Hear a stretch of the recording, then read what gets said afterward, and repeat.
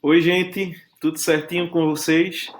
Na aula de hoje, nós iremos dar continuidade àquele estudo das regras de concordância, tá certo? Então, eu peço que você abra o seu livro aí na página 77, porque hoje vocês irão aprender novas regras.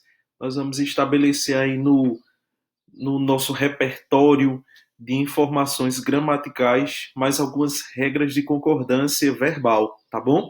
Então preste bastante atenção para que você não fique com nenhuma dúvida, você entenda tudo, tá bom?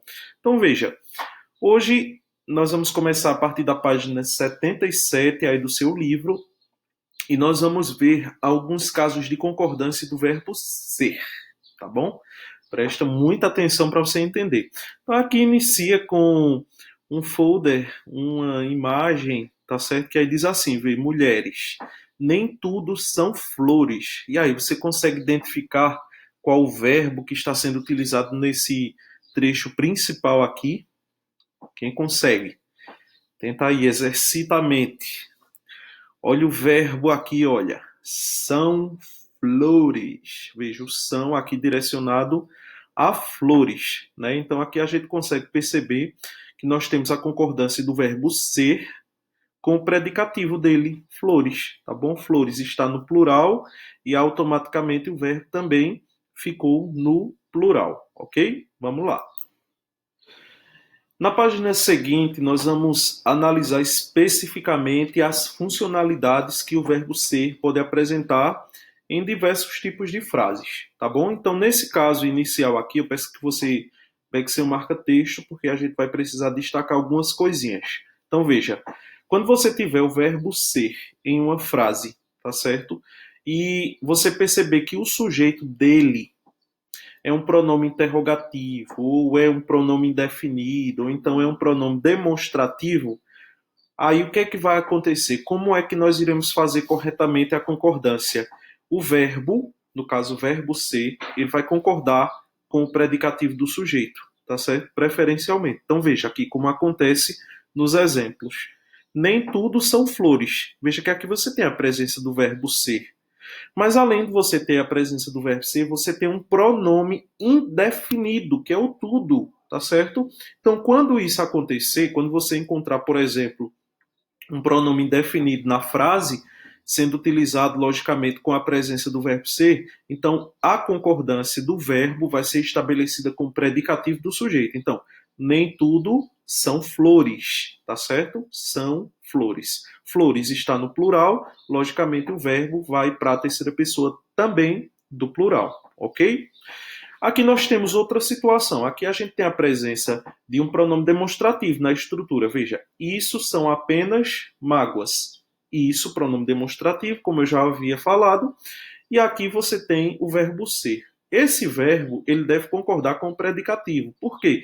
Porque nesse caso a gente tem a presença também de um pronome demonstrativo. Então, pela regra bem clara que nós analisamos anteriormente, você sabe que quando você tem a presença ou de um pronome interrogativo, ou indefinido, ou então demonstrativo, você vai fazer a concordância com o predicativo do sujeito. Então, isso são apenas mágoas, mágoas plural, então, logicamente, o verbo vai para o plural também, terceira pessoa do plural. E esse outro exemplo, vê, quem são os vencedores do concurso? Aqui a gente tem a presença de um pronome interrogativo na frase. Então, veja, eu tenho o verbo ser. O verbo ser vai concordar com o predicativo. Quem são quem? Os vencedores do concurso, vencedores do concurso. Então, aqui eu tenho vencedores no plural, então são, vai para o plural, tá certo? O verbo fica na terceira pessoa do plural. Ficaria até estranho se você dissesse assim, olha, quem é os vencedores do concurso, né? Você perceberia que não estaria com exatidão de forma correta sendo feita a concordância verbal. Tudo bem? Até aí? Vamos para mais um caso do verbo ser. Veja, aqui nós temos uma nova informação. Quando o sujeito, preste atenção na informação, veja, quando o sujeito ou então o predicativo for um nome de pessoa ou então um pronome pessoal, aí logicamente o verbo vai ter que concordar com essa pessoa com a qual no caso ele está fazendo referência, tá certo? Eu queria que você destacasse aí. quando for nome de pessoa, ou então pronome pessoal, ele concorda diretamente com esses elementos, tá bom? Então veja só, Marcela era as alegrias da casa. Veja, aqui nós temos um sujeito, tá certo? Que a gente tem a presença de um sujeito, que aí logicamente é apresentado através, o representado por um nome de uma pessoa, né? Marcela. E aqui a gente tem a presença do verbo ser. Veja que quando você tem a presença de um sujeito, e aqui foi expresso através de um nome de uma pessoa, o verbo deve concordar diretamente com ele. Marcela era as alegrias da casa. Então quer dizer, a gente não vai fazer, nesse caso, a concordância com o predicativo do sujeito. Por quê? Porque agora apareceu o nome da pessoa, tá certo? Então, a concordância vai ser direta com, no caso, esse termo aqui, Marcela, tá certo? É um substantivo próprio. Então, se Marcela está na terceira pessoa do singular e tem desempenhado aqui nessa frase a estrutura de sujeito, então o verbo deve concordar com Marcela. Ok? Ficou claro? A mesma coisa vai acontecer quando você tiver a presença de um pronome pessoal, certo? Então veja, ele é os amores da mamãe. Aqui eu tenho a presença do verbo ser concordando com quem? Com ele. Olha, ele é. Eu não poderia dizer aqui, eles são, né? Porque são da ideia de mais de um elemento. Nesse caso, eu tenho apenas o ele. Então, ele é. Algumas pessoas, de forma errada, estabelecem a concordância com o predicativo, mas só que nesse caso o verbo está fazendo um direcionamento ao pronome. No caso, ele é, ela é, tá bom? Agora, se eu tivesse eles, aí você poderia colocar eles são os amores da mamãe, tá certo? Aí ficaria correto também. E aqui nós temos os culpados somos nós. Veja, aqui eu tenho o verbo ser, que aqui está sendo feita uma concordância direta com quem? Com o pronome pessoal. Os culpados somos quem? Nós. Então, nesse caso, somos, plural, concorda com nós, que também está no plural aqui, logicamente, fazendo direcionamento para o predicativo do sujeito, que no caso é o nós. Tá bom? Ficou claro? Tudo tranquilo até o momento?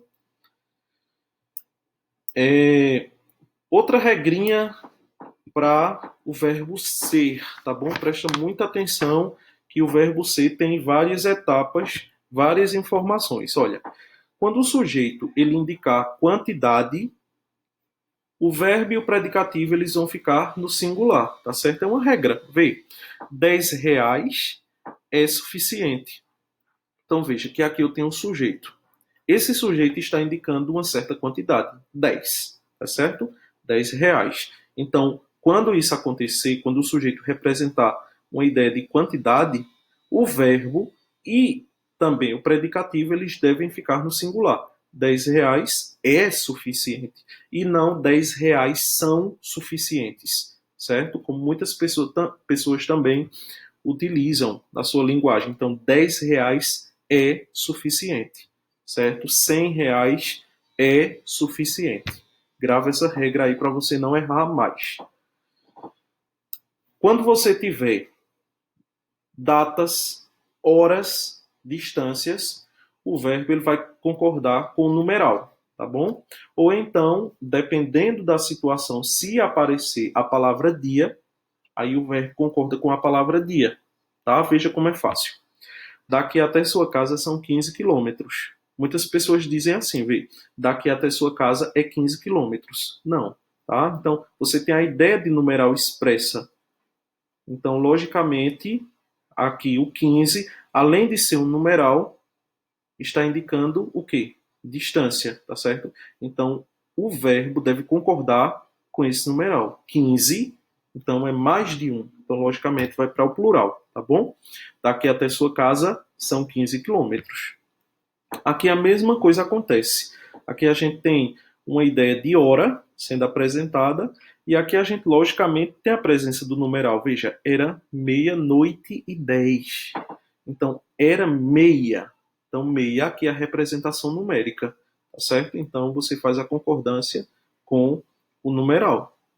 Hoje são 24 de março. Veja, aqui eu tenho uma ideia de quê? De data, tá certo? Sendo apresentada. Então você também deve fazer a concordância com esse numeral. Hoje são 24. Você não diz, hoje é 24 de março, certo? Hoje são 24 de março. Que passou de 1, então logicamente já vai para o plural, tá certo? Agora, se eu tivesse assim, hoje é 1 de março, aí tudo bem, tranquilo, porque é apenas 1, tá bom? Mas a partir de 2, então você já coloca o verbo no plural. Tudo bem? Aí temos aqui um caso diferenciado. Aqui nós temos nessa estrutura a presença da palavra dia. Quando a palavra dia aparecer, mesmo que você tenha uma apresentação numérica apresentada dentro da frase, foi repetitivo, mas né? Apresentação apresentada. Então, quando você tiver a palavra dia, então você deve fazer a concordância com a palavra dia. Veja, hoje é dia 24 de março. Então, aqui a concordância foi feita corretamente, porque o verbo concordou com a palavra dia. Tá? Agora, se por acaso você não tivesse essa palavra dia aqui nessa frase, então, logicamente, você colocaria hoje são 24 de março. Tá bom? Do mesmo jeito que a gente observou aqui no exemplo anterior. Tudo bem? Tudo tranquilo? Na página 79 do seu material, nós vamos encontrar mais algumas informações.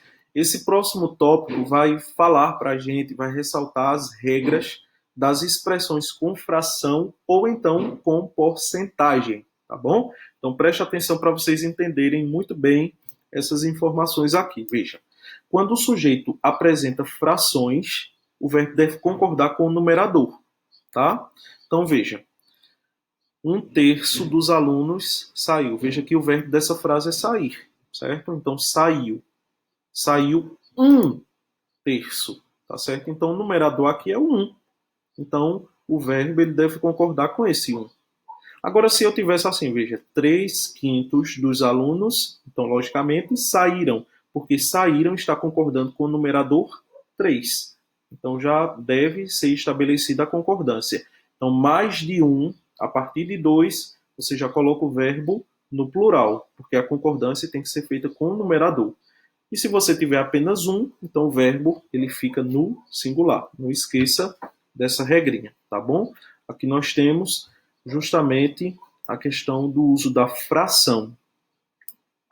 Quando o sujeito ele apresenta uma porcentagem sem expressão especificadora, o verbo ele deve concordar com o valor do numeral. Então veja, 10% responderam à entrevista. Então veja, 10%. Então você pode ver que aqui o numerador, né, a numeração aqui, 10. Então 10 responderam. Se você colocar 10% respondeu à entrevista, o respondeu, que no caso é o verbo, não estará concordando com o numerador, com o numeral, que no caso é 10, que representa justamente o plural por ser mais de 1. Então 10% responderam à entrevista. 1% respondeu à entrevista. 1%. 2% responderam à entrevista. Tá bom? Tudo ok? Outra regra. Quando a expressão numérica percentual vier seguida de um substantivo especificador, isso aqui é bem interessante, tá? Então o verbo ele pode concordar com o numeral ou então ele vai concordar com o substantivo. Você tem as duas possibilidades, tá certo? Veja aqui como acontece. 1% dos entrevistados, você pode dizer concordou, ou então você pode dizer 1% dos entrevistados concordaram. O concordou estará, logicamente, concordando, né, já que nós estamos falando de concordância verbal, com o numeral 1, certo? 1% concordou. Como também você pode fazer a concordância do verbo com o substantivo especificador. Veja, 1% dos entrevistados concordaram. Quem concordaram? Os entrevistados. Quem concordou? 1% dos entrevistados. Tá certo? Então, quando você tiver a expressão numérica percentual, como a gente tem aqui no exemplo, seguida de um substantivo especificador, veja que está especificando justamente essa relação da apresentação numérica. Tá? Então, você pode estabelecer a concordância das duas formas, tá bom?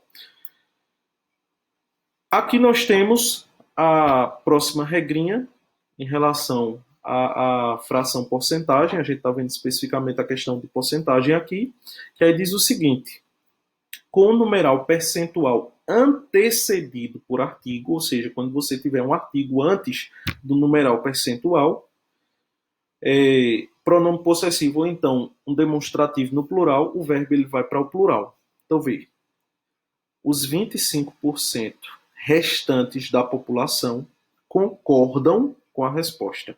Então, veja, aqui antes do numeral, nós temos um artigo que está no plural. Então, a regra a partir desse momento vai ser estabelecida com esse artigo, tá certo? Então, os 25% restantes da população concordam, tá? Então, concordam está sendo estabelecido aqui de acordo com a regra gramatical por conta do artigo, tá certo?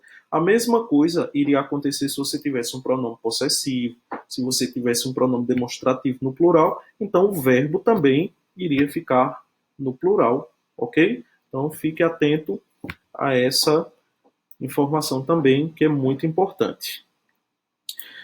Dando continuidade, nós chegamos aqui no verbo acompanhado do vocábulo se. Isso aqui é muito importante, pega muita gente, tá certo? Então preste atenção para você aprender essas informações, pegar essas regrinhas aí com tranquilidade, tá certo? Veja, quando a gente tiver em uma frase a presença do vocábulo se e ele desempenhar justamente isso aqui, olha, índice de indeterminação do sujeito, o que quer dizer isso? Índice de indeterminação do sujeito é simplesmente quando o sujeito da frase for o quê? Indeterminado, tá certo? Então, somente isso. Então, quando isso acontecer, o verbo ele vai para a terceira pessoa do singular e, logicamente, o sujeito da frase ele vai ser classificado como indeterminado. Então, veja aqui como é fácil. Necessitava-se de novas ideias. Veja, olhe para essa estrutura aqui e veja se você consegue identificar o sujeito dela. Necessitava-se de novas ideias. Você não consegue de forma alguma. Aqui nós temos o vocábulo se que está desempenhando justamente essa indicação de que o sujeito ele é indeterminado. Tá certo? Olha, necessitava-se de novas ideias.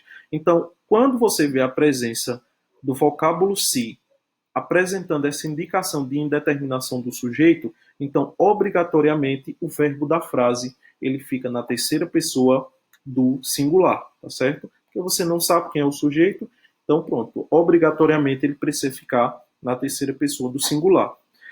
Morria-se de tédio durante o inverno. Você sabe quem é que morria? Não sabe. Então aqui esse se está expressando para a gente também a ideia de indeterminação do sujeito. Então, automaticamente, o verbo da frase ele fica na terceira pessoa do singular, tá certo? No caso, esse verbo intransitivo, porque ele não precisa de complementação, tá certo?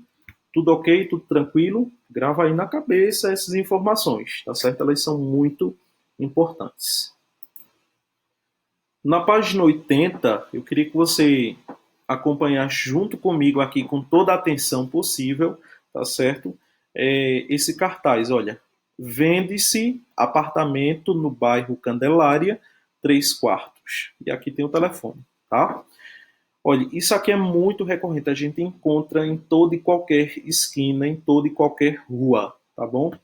E aí, algumas plaquinhas são feitas de forma correta, outras não. Hoje a gente vai aprender como a gente utiliza justamente essa questão do se, né?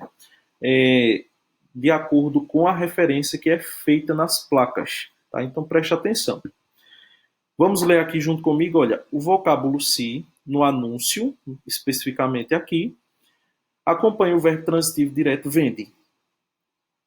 É, portanto, uma partícula apassivadora. Quando a gente fala em partícula apassivadora, a gente lembra logo de quê?